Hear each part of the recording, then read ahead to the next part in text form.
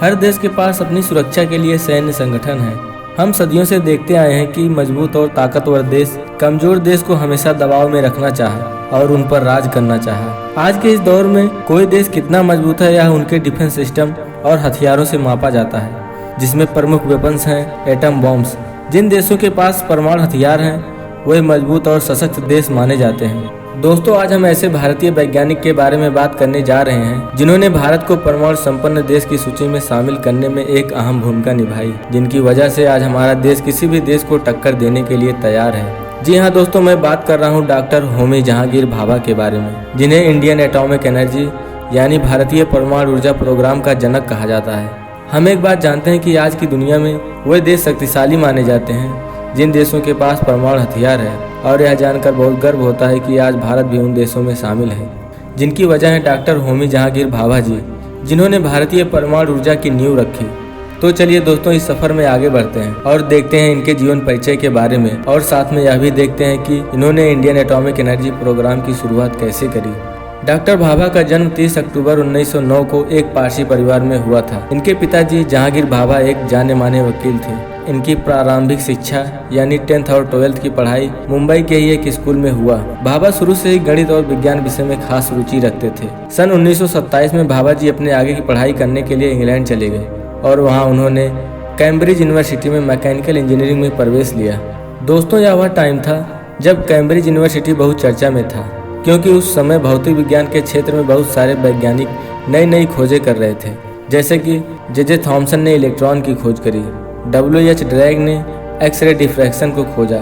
इसी तरह के कई सारे थियरी निकल के आ रहे थे। इन सब के चलते उनकी रुचि भौतिक विज्ञान के क्षेत्र में और बढ़ने लगी। उसके बाद वहीं से वह जर्मनी चले गए। वहाँ पर जाकर वह कॉस्मिक किरणों पर अध्ययन शुरू किया। उन दिनों कॉस्मिक रे के बारे में बहुत ही चर्चा हो रही थी। डॉक्टर भाभा ने कॉस्मिक किरणों की अवशोषक और इलेक्ट्रॉन उत्पन्न करने की क्षमताओं को प्रदर्शित किया। डॉक्टर भाभा ने अपना पहला research paper the observation of cosmic radiation के नाम से जमा किया।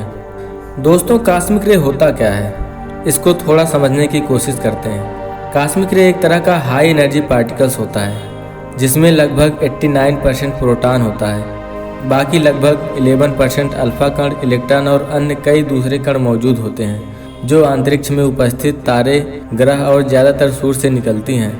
ये किरणें लगभग प्रकाश की गति से पूरे ब्रह्मांड में विचरण करती हैं। इनका प्रभाव काफ़ी हद तक खतरनाक होता है, लेकिन जब ये किरणें पृथ्वी के वायुमंडल में प्रवेश करती हैं तो ज़्यादा दूरी होने के कारण प्रभावहीन हो जाती हैं। बाकी किरणें पृथ्वी के मैग्नेटिक फील्ड और ओजोन लेयर के कारण निष्क्रिय हो जाती हैं। इस खोज के बाद सारी दुनिया में डॉक्टर भाभा को फिजिक्स साइंटिस्ट के रूप में नई पहचान मिली और यहीं से इनके उज्जवल भविष्य की शुरुआत हुई।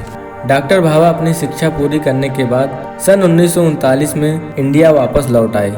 यह वह समय था जब द्वितीय विश्व युद्ध शुरू हो गया था और इन्होंने भारत में ही रहकर अपने देश के लिए काम करने का फैसला किया। उसके बाद इन्होंने बहुत सारे संस्थानों में अच्छे पद पर रहते हुए काम किए। मार्च 1944 में डॉक्टर भाभा ने सर दोराबजी टाटा ट्रस्ट मूलभूत भौतिकी पर शोध के लिए एक संस्थान बनवाने का प्रस्ताव रखा। दूसरी तरफ द्वितीय विश्व युद्ध अपने भयानक रूप को प्राप्त कर लिया था। युद्ध के दौरान अमेरिका ने एटॉमिक वेपन्स यानी परमाणु हथियार को जन्म दे दिया, एक ऐसा हथियार जो पूरे शहर को क्षण भर में खत्म करने की शक्ति रखता था।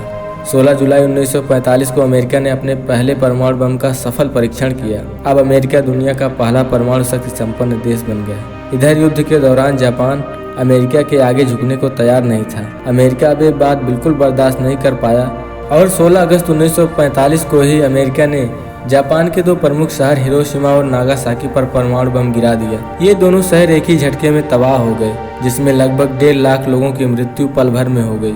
आज भी इन शहरों में जन्मे बच्चे किसी न किसी गंभीर बीमारी से ग्रसित होते हैं। अब आप यह समझ सकते हैं कि यह बम कितना खतरनाक है। इस हमले के बाद पूरी दुनिया की दशा ही बदल गई। कई साल पहले बना परमाणु बम इतना खतरनाक था तो जरा सोचिए आधुनिक तकनीकों से बना परमाणु बम कितना पावरफुल होगा, शायद हजारों गुना। इस घटना के बाद डॉक्टर भाभा को इस बात का अंदाजा लग चुका था कि बिना देरी किए भारत को भी परमाणु प्रोग्राम की शुरुआत कर देनी चाहिए। साल 1948 में सर दोराबजी टाटा ट्रस्ट के साथ मिलकर भारतीय परमाणु ऊर्जा आयोग की स्थापना की। साल 1955 में संयुक्त राष्ट्र संघ द्वारा आयोजित शांतिपूर्ण कार्यों के लिए परमाणु ऊर्जा का उपयोग के पहले सम्मेलन में डॉक्टर होमी जहांगीर भाभा को सभापति बनाया गया और उन्होंने अंतर्राष्ट्रीय परमाणु मंच पर भारत का प्रतिनिधित्व किया। डॉक्टर भाभा का मानना था एटॉमिक एनर्जी का उपयोग केवल शांतिपूर्ण कार्यों के लिए किया जाए। परमाणु ऊर्जा किसी भी राष्ट्र की प्रगति में बहुत ही उपयोगी साबित होगी।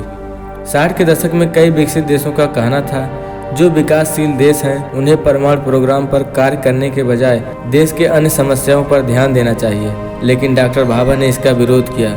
उनका कहना था कि विकास कार्यों में परमाणु ऊर्जा का उपयोग अत्यंत आवश्यक है।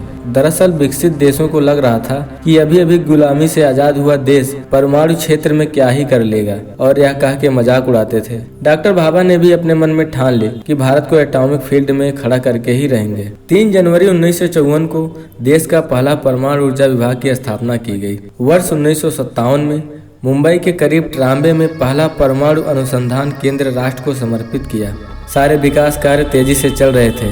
इसी बीच मई 1964 में ही प्राइम मिनिस्टर पंडित जवाहरलाल नेहरू का आकस्मिक निधन हो गया। दूसरी तरफ जब 1965 में भारत और पाकिस्तान के बीच युद्ध हुआ तो यह चिंता और बढ़ गई। ऐसे में भारत को भी परमाणु शक्ति संपन्न देश बनाने की जरूरत को अनुभव की जाने लगी। प्राइम मिनिस्टर जवाहरलाल नेहरू के मृत्यु के बाद तत्कालीन बने प्रधानमंत्री लाल बहादुर शास्त्री जी ने राष्ट्र की सुरक्षा को देखते हुए भारत को भी परमाणु हथियार न बनाने की प्रतिबद्धता से मुक्त कर दिया, जिससे रिसर्च कार्य में तेजी आई। Doctor Bhabha All India Radio पर बात करते हुए एक स्टेटमेंट दिया, जिसे सुनने के बाद बड़े बड़े विकसित देश को काफी हैरत में डाल दिया। डॉक्टर भाभा ने कहा था अगर उन्हें छूट मिले तो वे मात्र 18 महीने के अंदर ही परमाणु बम बनाकर दिखा सकते हैं। अब उन्हें क्या पता था इनके इस बयान से अन्य देशों में खलबली मचा देगा। डॉक्टर भाभा हमेशा चाहते थे कि परमाणु ऊर्जा का उपयोग सुरक्षा, ऊर्जा, कृषि तथा शांतिपूर्ण कार्यों के लिए हो। वे हमेशा परमाणु से न्यूक्लियर एनर्जी के उत्पादन का जिक्र किया करते थे। इस बात को अन्य दूसरे देश मजाक और काफ़ी हल्के में ले रहे थे, लेकिन दोस्तों सच हम सबके सामने है। तारापुर एटॉमिक पावर स्टेशन जैसे कई प्लांट हमारे देश के लिए लगातार बिजली का उत्पादन कर रहे हैं और देश सेवा में सदैव तत्पर हैं।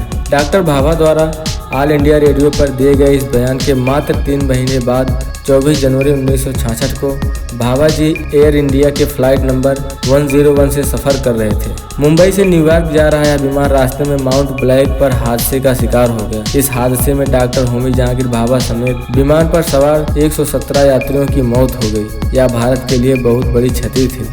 डॉक्टर भाभा जी देश की सुरक्षा के लिए परमाणु बम बनाना चाहते थे। उनका यह सपना था। कहा जाता है भारत की इस तरक्की को देखकर अमेरिका जैसा देश भी डर गया। यूरोपीय देशों को महसूस होने लगा यदि भारत ने परमाणु बम बना लिया तो पूरे दक्षिण एशिया के लिए खतरनाक साबित होगा। इसलिए CIA ने भारत के एटॉमिक प्रोग्राम को रोकने के लिए भाभा की हत्या के लिए अंतर्राष्ट्रीय साजिश की थी और उनका यह विमान क्रैश करवा दिया।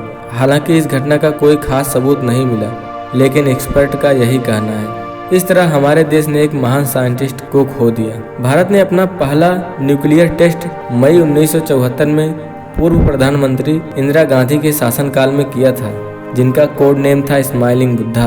बाद में मई 1998 में अटल बिहारी वाजपेयी के शासनकाल में अमेरिका के तमाम प्रतिबंधों के बावजूद भी पूर्व राष्ट्रपति डॉक्टर APJ अब्दुल कलाम के नेतृत्व में राजस्थान के पोखरण में सफलतापूर्वक परमाणु बम का परीक्षण किया गया। इस परीक्षण के बाद अमेरिका समेत कई पश्चिमी देशों ने भारत पर सख्त पाबंदियां लगाई। उस टाइम सिर्फ इजराइल ने भारत का साथ दिया। डॉक्टर होमी जहांगीर भाभा ने भारत को परमाणु शक्ति संपन्न बनाने का जो सपना देखा था, आज वह अपने विस्तृत स्वरूप में आगे बढ़ रहा है। दोस्तों, अगर डॉक्टर भाभा की आकस्मिक दुर्घटना नहीं हुई होती तो भारत बहुत पहले ही एटम बम बना लेता और शायद हमारे देश का रूप कुछ अलग ही होता। दोस्तों, मैं आशा करता हूं कि मेरा वीडियो आपको पसंद आया होगा। वीडियो लास्ट तक देखने के लिए आप सभी का बहुत बहुत धन्यवाद।